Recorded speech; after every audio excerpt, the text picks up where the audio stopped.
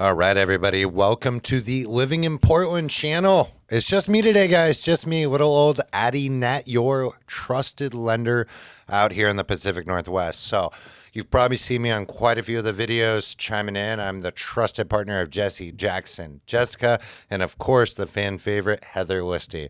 So everybody's out there watching videos or touring homes, getting into contract. I'm at your desk chiming away on what we call the spreadsheets. So dialing in your financing and making sure you are prepared to put in the most competitive offer in the Pacific Northwest. So today on this episode, I'm going to go over 5 key components because a lot of our content in the past is really becoming outdated. This market is moving super fast, and we need everyone to be on board with the most updated information as possible.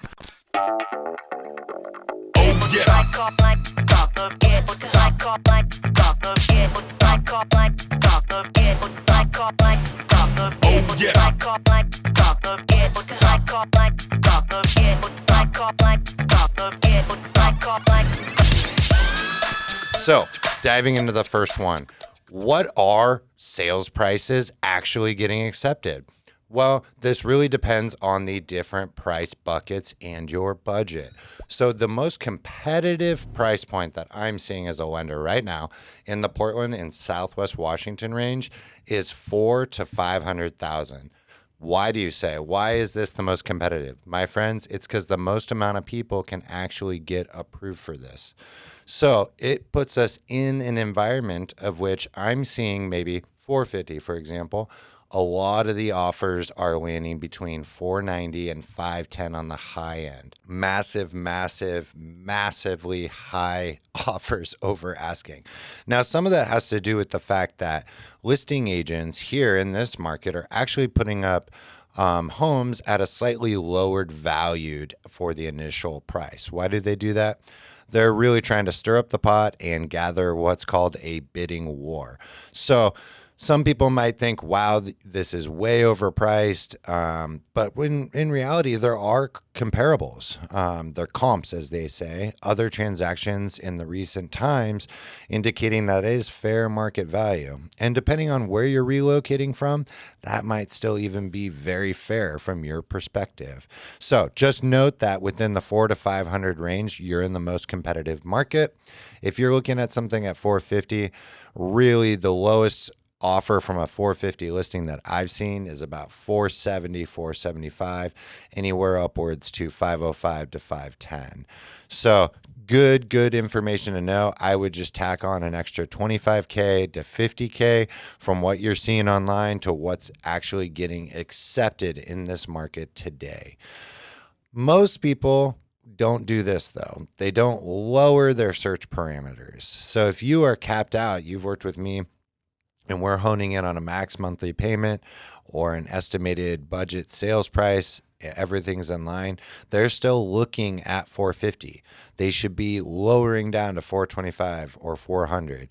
Another comparison would be maybe 600. Say you're capped at 600, look at 525, 550, because the 6 number is likely where it's going to land. And you really want to put a lot of wiggle room into your budgeting. So couple numbers, couple market updates. I would say as you elevate up into the higher price points, there's less people that can actually qualify or have the cash to purchase those homes, leaving it a slightly less competitive market. However, still competitive. That's 750 to 1 million. Probably about half the offers that we're seeing in the 400 to 500. So as the higher you go, the less people can qualify and the less competitive of situation it is. The number 2 one on my note of 5 things I wanted to cover is what's called an appraisal gap. So an appraisal gap is typically a way to make your offer even more attractive. Now, not everybody has the cash ability to take this approach, but I want to run down what it is. So let's say you offer on a home for $500,000 and the house actually appraises for less than the agreed upon price. Let's say $490,000. That is a $10,000 discrepancy in the appraised value comparatively to the agreed upon price. Sellers are loving when you put in a contingency, meaning you will cover the difference in cash to them if it under appraises. That would be $10,000 in this story that I'm telling you now. So this is something that has really progressed in the California market over the last couple of years and is now boiling over into the Pacific Northwest as I don't want to say industry standard, but it's becoming more and more common. That is why it is really important to work with someone like me, a trusted lender that will break it down, build out a spreadsheet for you, understand what assets you have available, what down payments that and loan programs you have to really leverage your money and be competitive in this market. Appraisal gaps, really understand that. It's something that'll come up in that intro Zoom call. When you schedule with Jessica, Listy, and myself, we casually get to know you. If you've seen it on our other videos, we just like to hear the story, build out a plan, but that does come up. We are bringing it to surface on most of our Zoom calls these days. Number 3, rolling in here. Credit score. So this is a big one, guys. Credit score is the number one thing that I preach as the lender because it's the number one thing you can really control. Now, most of you are moving across the country. You can control getting your home listed. You can control terminating your lease, moving your stuff.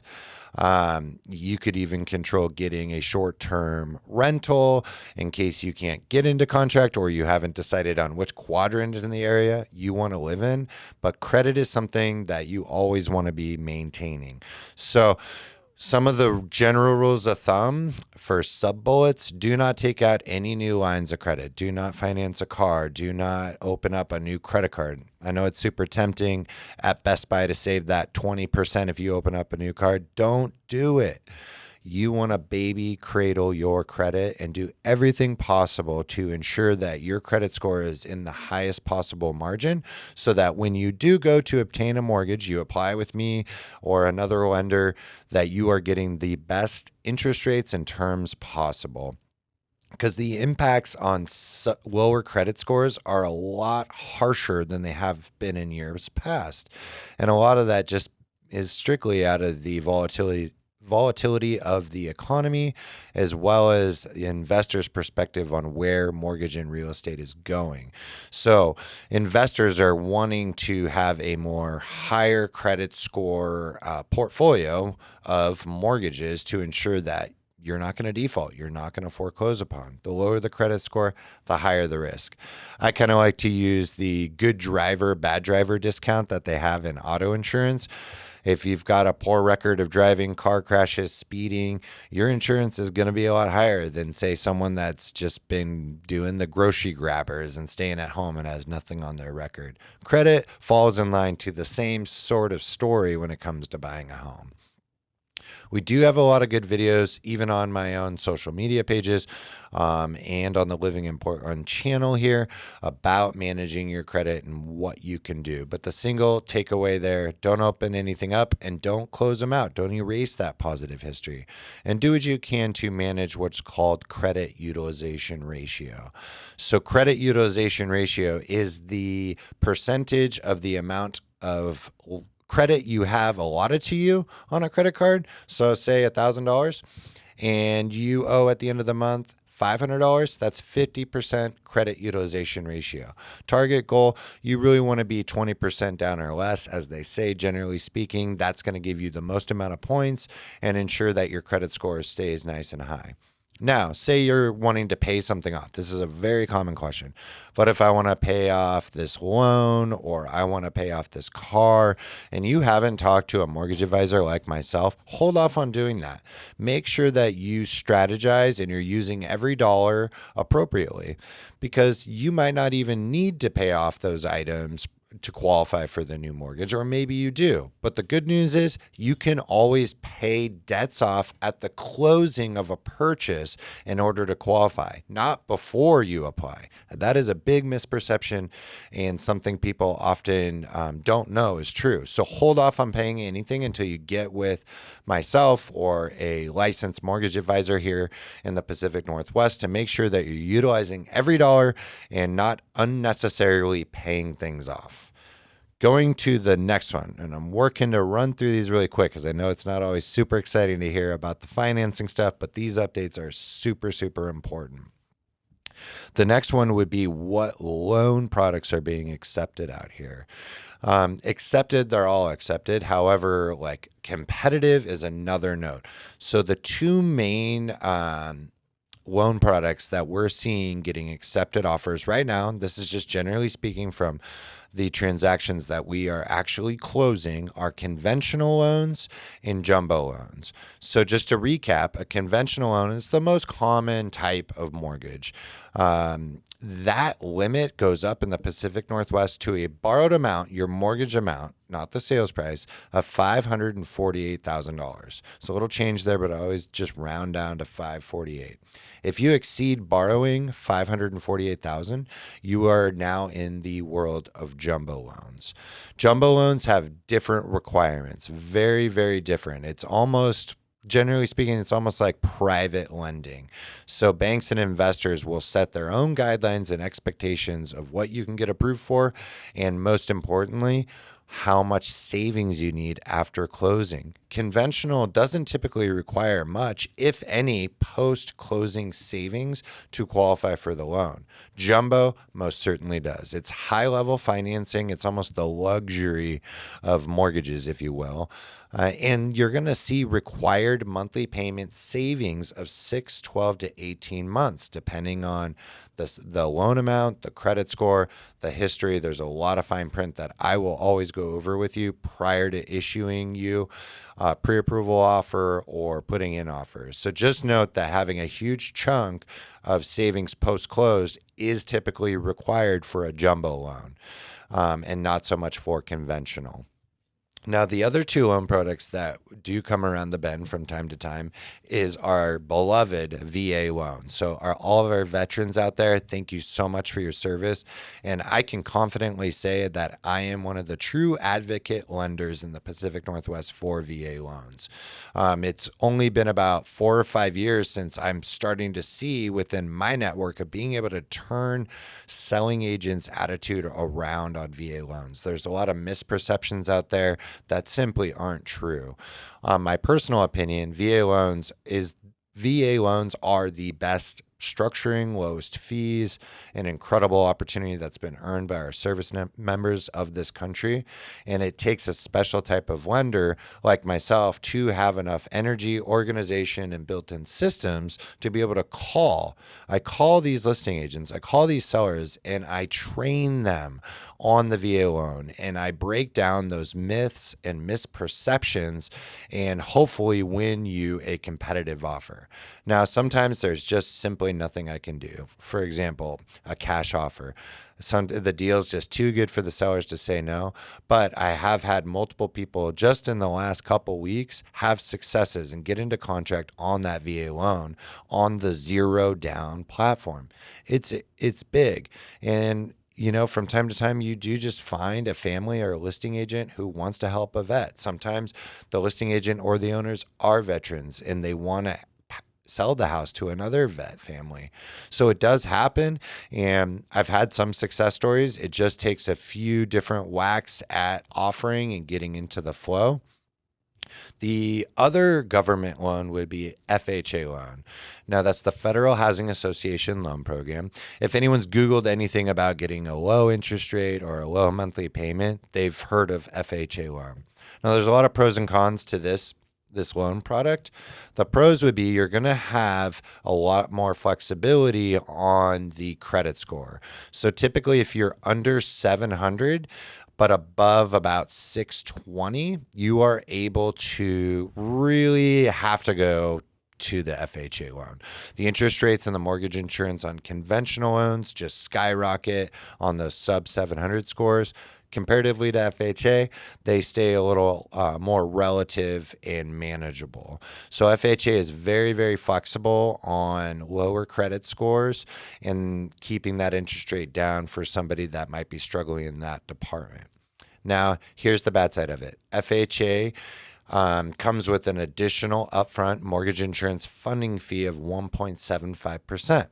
So that actually gets rolled into your loan. So you have a base loan and then that 1.75 fee and a total loan. So you're forfeiting 1.75% of your equity, keys in hand. Not the biggest fan of that. Right now, the market isn't too favorable. There's not much of an appetite from sellers for the FHA loan. It has nothing to do with the financing side of it. It has everything to do with the appraisal side of it. So FHA has their own way and own requirements to the condition of the home that actually does protect the borrower, but makes it more of a pain in the ass for the sellers. So that is why the FHA loan hasn't been looked at. Supply and demand is a huge factor. There's low supply, high demand. So when all these offers come in, the first thing that happens for the most part is they're going to look at conventional loans, just because from the seller's perspective, the appraisal process is much easier. That is their point of view. Now, is it true? I could argue both sides, but like the VA, there's a lot of myths out there, and sellers and listing agents have subscribed to these myths, and unfortunately, it puts those loan programs in a bit of a difficult position. So my strategy as your mortgage advisor is to get ahead on the credit, because if I can work your credit and work your assets over a longer span of time, I can get you in position to hopefully be a conventional loan. Now, the buy-in on your end is reaching out to us. Set up that Zoom call, get whatever you got to do to get a hold of us, and tell us your story. It is not very efficient to give us a ring the day before you arrive here, because we have no idea what the situation is, what you're approved for. The selling agents and the listing agents, all of them need and require a pre-approval letter to view homes or even virtually tour them, agents only. So to lighten the mood a little bit, just reach out. It's never too soon. Even if it's 6 months or 12 months, that's a really good time to get a hold of us, plan out, and then get with me and let me work for you. Let me figure out a strategy that makes you be successful and be in the best position to be competitive. Oh, man, this is a long run, but I'm enjoying it. And we are going to go to number 4, which is down payment. So in 2020, all of our people that moved to the Pacific Northwest averaged a down payment of about 7%. Just in the short amount of time we've been in the year of 2021, that has increased. That is moving more to the realm of 12 to 16% down. And I don't say that to scare anyone who doesn't have that down payment. We can still work with you and be as competitive as possible, but there is more of an attraction to higher down payment buyers right now, mainly because if you've got more of a down payment, the sellers then know that you've got some wiggle room if the appraisal does come in low, and that appraisal gap contingency has to be addressed. So once again, 20 offers, it keeps getting distilled down to the one that's best suited for the sellers. And trust me, I don't like saying that, and I don't like saying, hey, the average down payment's upticking, but it's my job to give you guys the voice. We're your trusted team out here in the Pacific Northwest, and this is truly a message to give you the most accurate, up-to-date information for the market that you're looking to move in. Last but not least, what we can do to be competitive in this market. So I kind of sprinkled in a few little tidbits in there, but the main component is being ahead in the strategy call, getting with us and making sure everyone's on board. If you need to sell a house, we need to be introduced to that team, because that's a part of the communication. There's a lot of moving parts. Coming across the country or moving out of state or even moving freaking across the street, that is a lot of work. It's a lot of stress. We are your team to alleviate the stress. So do us a favor and reach out early. Get on our radar and let's build out communication. That is number one. Having a plan, because then that goes into the entire execution of how we get you into contract. So our team, Jessica and Listy, have a really well-rounded reputation here locally. So we've broken down the walls of the relocating buyer, which used to kind of be a sour taste in the seller's mouth, to, whoa, that's all these guys focus on. Myself, Listy, and Jessica, we are full relocation dedicated real estate and mortgage professionals. So we are very accustomed to the multifaceted levels of communication, the multi-teams, and we know how to structure things to close on time smoothly, and we communicate that to the sellers. When your offer goes in, I've done the work. I've updated spreadsheets. I've pulled taxes, insurance, updated interest rates for your file, and Heather and Jessica ping me. They know when you guys are going to put in an offer or getting close. They text me. I'm working that on the back end. I am sending you the full information so that you three can all huddle together efficiently, analyze maybe a $20,000 spread difference that you're thinking about offering on, and there's no uncertainty. You know the payment, you know the closing costs, you know the rate. You can be swift and quick. That is very, very, very important. The next thing is flexibility on timing. Make sure that you've got the ability to provide sellers here some extension or rent back post-close. What that is when you close on a transaction, it might be the first of the month, but you have sweetened the deal essentially by giving them rent back. So let's say we give them 30 days of rent back.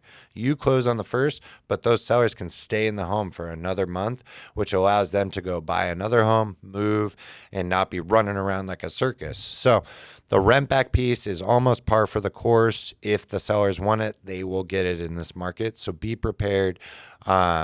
Be prepared to provide it.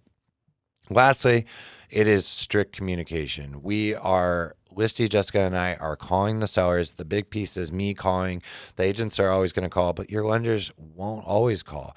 I will reach out. I will text. I will send them a video. I will do whatever it takes to make sure they hear my voice, and I'm representing you to the best of my abilities and addressing any concerns. Because if it comes down to 20 offers distilled down to 3, and I'm the one lender that called out of the 3 best the sellers were considering, they're certainly going to go with the local lender here that has a great reputation and even called, say, on a Sunday night at 7:30. And we do that, I promise you. I had a call last Sunday at about 7:30, 8 o'clock, and I was so tired. I was watching a show with my wife, and I was barely awake, but I called and the guy really appreciated it, and it was a fantastic conversation. And I just said, hey, look, I've been working with these people for 6 to 12 months. Sellers love to hear that. So back on you, get a hold of us early. They love to hear that I've known the file, I've known the family, I've known the income and the employment status for over a half a year already.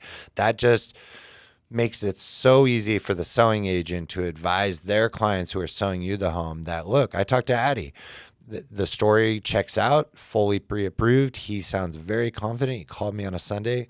That just completely separates your offer. So having rent back, having the lender reach out, myself, and that appraisal gap are the three top things that you consider when putting an offer right now. And that rounds out my list. I was talking fast, and I certainly hope all of that was digestible. Now, please do not hesitate to text, call us, whatever you got to do, direct message, and set up that initial call with us and the team. It's very casual. We're not going to make you apply for a home loan or do anything or sign some contract. We truly want to get to know you, understand the situation, and we have done thousands of these Zoom calls now. We can really put the situation into about 3 or 4 different buckets and execute on strategies that have worked in the past. So we are certainly looking forward to meeting you all. And until next time, everyone, I will catch you later.